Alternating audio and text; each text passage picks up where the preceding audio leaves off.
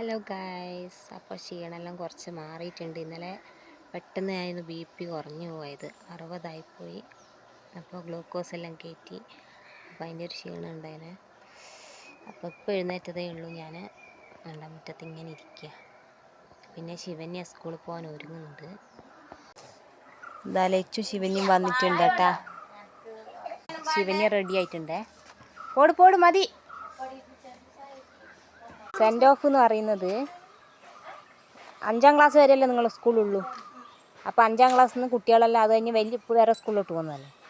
അപ്പോൾ അതിൻ്റെ ഒരു പരിപാടി, മുട്ടായി കൊടുക്കൽ, അങ്ങനത്തെ എല്ലാം മത്സരം ഇന്ന്. അവർക്ക് 5ാം ക്ലാസ്സിന് മാത്രം, നിങ്ങൾക്കല്ല. എന്നാൽ പോയിക്കെന്നാൽ